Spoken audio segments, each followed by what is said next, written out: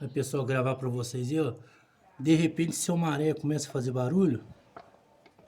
O cinético, ó. O cinético tá ruim, essa aqui, ó. Ó. E a bieleta. Com o dedo aqui, ó. Tirar lá o dedo da bieleta lá, ó. Toma o cinético.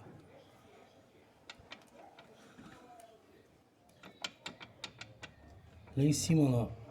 O cinético tá bambo, falta aperto. Lá em cima, lá. Dá pra ver pela porta.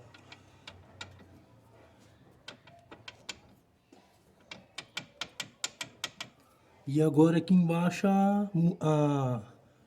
o mucinético mesmo da roda já tá ruim, ó, folga.